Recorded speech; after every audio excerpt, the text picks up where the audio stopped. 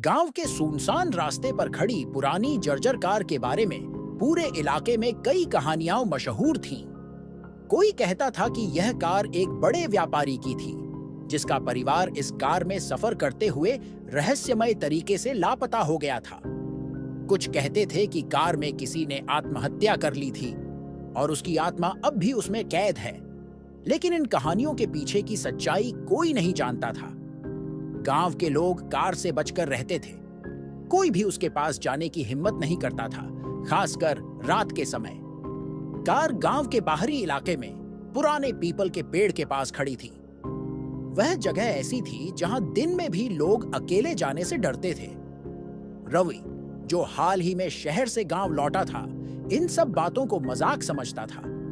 शहर में पढ़े लिखे होने के कारण उसे इन अंधविश्वासों पर यकीन नहीं था। गांव के बुजुर्गों ने उसे कई बार चेतावनी दी, बेटा, उस कार के करीब मत जाना। जो भी उसके पास गया है वह कभी वापस नहीं लौटा। लेकिन रवि ने इसे गंभीरता से नहीं लिया। एक रात रवि ने अपने बचपन के दोस्त विजय को उकसाया। क्या तू भी इन कहानियों पर यकीन करता है? उसने मजाक करते हुए पूछा। विजय ने सहमे हुए जवाब दिया, भाई, मैंने अपने दादा से सुना है कि वह कार शापित है, उसमें कोई बुरी आत्मा रहती है। रवि ने ठाका लगाते हुए कहा, अगर तू डरता है तो घर में बैठ। मैं आज उस कार के पास जाकर देखूंगा कि आखिर उसमें ऐसा क्या है।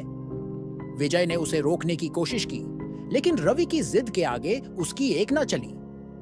उस रात चांद बादलों के पीछे छिपा हुआ था और चारों ओर अंधेरा पसरा हुआ था। दोनों दोस्त अपनी साइकिलों पर उस सुनसान रास्ते की ओर निकल पड़े। रास्ता पूरी तरह वीरान था। हवा में एक अजीब सी ठंडक थी जो उनकी हड्डियों तक पहुंच रही थी।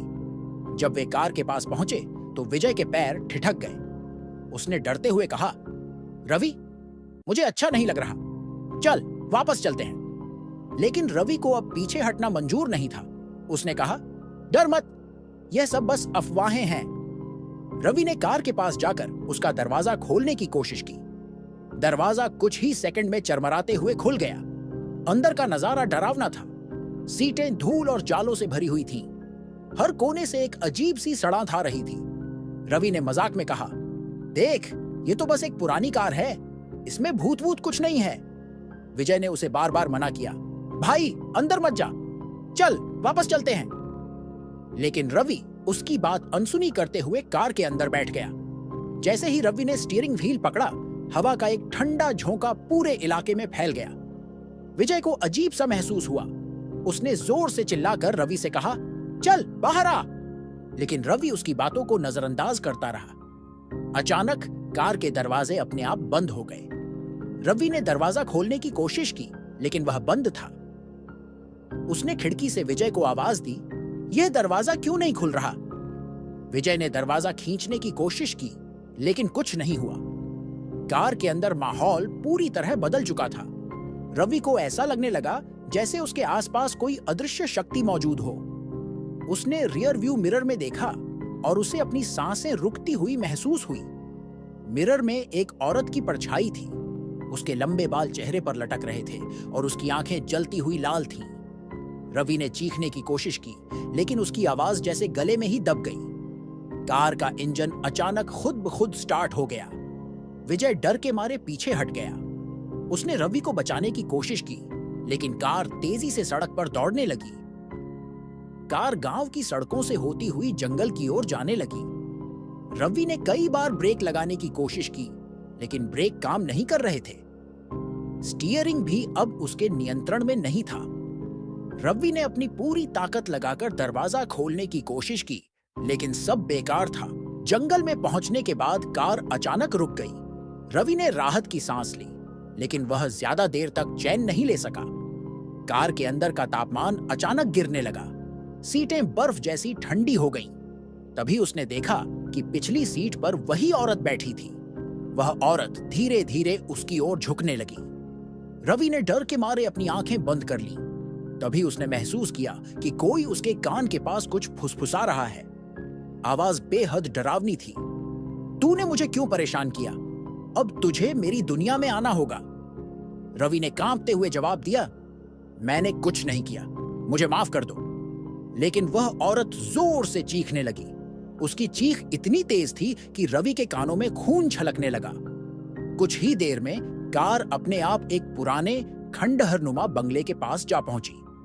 रवि को खींचकर कार से बाहर निकाल लिया गया। बंगले के अंदर की हालत बेहद डरावनी थी।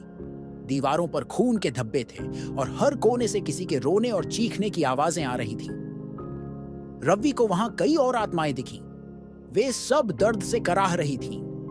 वह औरत रवि के सामने खड़ी हुई और बोली, जो भी इस कार के पास आता है उसकी यही हालत होती है।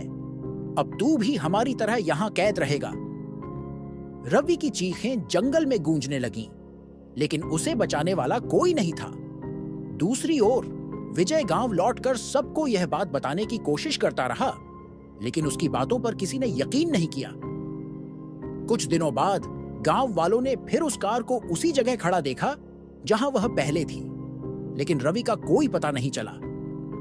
अब लोग कहते हैं कि रात के समय उस कार के पास से गुजरने पर किसी की चीखें सुनाई देती हैं। उस दिन के बाद से गांव वालों ने तय कर लिया कि उस कार के पास कोई नहीं जाएगा। वह कार अब भी वहीं खड़ी है और उसका राज हमेशा के लिए अनसुलझा रह गया। वह पुरानी जर्जर कार अब भी उसी जगह खड़ी थी, मानो किसी शिकार का इंतजार कर रही हो। गांव में उस घटना के बाद एक अजीब सा खौफ छा गया था। लोग उस रास्ते से गुजरने से भी डरने लगे थे। जो भी उस कार के बारे में बात करता, उसके चेहरे पर डर साफ झलकता था। रवि और विजय की कहानी पूरे गांव में फैल गई थी, लेकिन रवि का पता कभी नहीं चला। विजय ने जो देखा था वह उसके मन मस्तिष्क में घर कर गया था। उसने कई बार उस भयानक रात की बातें लोगों को बताने की कोशिश की, लेकिन हर बार उसकी आवाज कांप जाती और उसका चेहरा पीला पड़ जाता। गांव के बड़े बुजुर्गों ने विजय को सलाह दी कि वह इस घटना को भूलकर अपनी जिंदगी में आगे बढ़े, लेकिन विजय के लिए यह संभव नहीं था। विजय की नींद हर रात टूट जाती। वह अक्सर उस औरत के चेहरे की कल्पना करता जो रवि के साथ कार में दिखाई दी थी। कई बार उसे ऐसा लगता कि वह औरत अब भी उसके आसपास मंडरा रही है। एक रात विजय ने सपने में देखा कि रवि उसे बुला रहा है। वह सपना इतना सजीव था कि विजय को यकीन हो गया कि रवि अभी भी जिंदा है और किसी मुसीबत में फंसा हुआ है। विजय ने ठान लिया कि वह रवि को ढूंढेगा, चाहे उसे किसी भी खतरे का सामना करना पड़े। उसने गांव के कुछ नौजवानों को साथ चलने के लिए तैयार किया। उनमें से कुछ डर के कारण पीछे हट गए, लेकिन 3-4 लड़के जो विजय के करीबी दोस्त थे उसके साथ जाने को तैयार हो गए। अगले दिन विजय और उसके दोस्त सूरज ढलते ही उस कार के पास पहुंचे। उनके हाथों में टॉर्च और कुछ हथियार थे, लेकिन जैसे ही वे कार के करीब पहुंचे, हवा का माहौल बदलने लगा। अचानक ठंडी हवा चलने लगी और अजीब सी सिसकियों की आवाजें सुनाई देने लगीं। विजय ने दोस्तों से कहा, डरने की जरूरत नहीं है। अगर रवि सच में किसी मुसीबत में है तो हमें उसे बचाना ही होगा। उन्होंने कार के चारों ओर घूमकर देखा, लेकिन कुछ भी असामान्य नहीं लगा। विजय ने हिम्मत जुटाकर कार का दरवाजा खोलने की कोशिश की। जैसे ही दरवाजा खुला, टॉर्च की रोशनी में अंदर का नजारा साफ दिखने लगा। कार के अंदर की सीटें अब और भी खराब हालत में थीं। सीटों पर खून के धब्बे थे और अजीब सी गंध चारों ओर फैली हुई थी। विजय ने अंदर झांकते हुए देखा कि सीटों के नीचे कुछ हड्डियां पड़ी हुई थीं। उनमें से एक लड़का घबराकर बोला, यह जगह बहुत गलत है, हमें यहां से वापस चलना चाहिए। लेकिन विजय ने हार मानने से इनकार कर दिया। उसने सीटों के नीचे रखी हड्डियों को ध्यान से देखा और पाया कि उनमें से एक कंकाल पर एक पुरानी घड़ी बंधी हुई थी। यह वही घड़ी थी जो रवि अक्सर पहना करता था। विजय का दिल तेजी से धड़कने लगा। वह समझ गया कि रवि इसी कार के कारण गायब हुआ था। तभी एक तेज चीख ने पूरे माहौल को भयानक बना दिया। सबके शरीर कांपने लगे। विजय ने दरवाजा बंद करने की कोशिश की, लेकिन तभी कार का इंजन अपने आप स्टार्ट हो गया। कार की हेडलाइटें जल उठी और वह अपने आप चलने लगी। सबने भागने की कोशिश की, लेकिन हवा इतनी भारी हो चुकी थी कि उनके पैर जैसे जमीन से चिपक गए थे। तभी उन्होंने देखा कि कार के अंदर वही औरत दिखाई दी जिसकी लाल आंखें उन्हें घूर रही थीं। उस औरत ने अपनी कर्कश आवाज में कहा, तुम सबने मेरी शांति भंग की है। अब तुम सब इसकी कीमत चुकाओगे। कार की खिड़कियां अपने आप खुल गईं और अंदर से एक अदृश्य ताकत सबको खींचने लगी। विजय और उसके दोस्तों ने पूरी ताकत लगाकर भागने की कोशिश की, लेकिन वे एक एक करके खींचे जाने लगे। विजय आखिरी बचा था। उसने पूरी ताकत लगाकर खुद को बचाने की कोशिश की, लेकिन वह भी उस ताकत के आगे कमजोर पड़ गया। जैसे ही वह कार के अंदर खींचा गया, सब कुछ अंधेरा हो गया। अगले दिन गांव वालों ने उस कार को फिर से उसी जगह खड़ा पाया, लेकिन विजय और उसके दोस्तों का कोई पता नहीं चला। गांव में अब उस कार के बारे में और भी डरावनी कहानियां बनने लगी। कोई कहता कि वह कार खुद शैतान है, तो कोई कहता कि वह आत्माओं का फंदा है। आज भी जो भी उस रास्ते से गुजरता है, उसे वह कार दिखाई देती है। कहते हैं कि अगर कोई उस कार को छूने की कोशिश करे तो उसकी चीखें पूरे जंगल में गूंजती हैं, लेकिन वह खुद कभी वापस नहीं आता। अगर ये वीडियो अच्छा लगा हो तो लाइक करें, अपने दोस्तों के साथ शेयर करें और ऐसे ही वीडियो के लिए चैनल को सब्सक्राइब करें। धन्यवाद।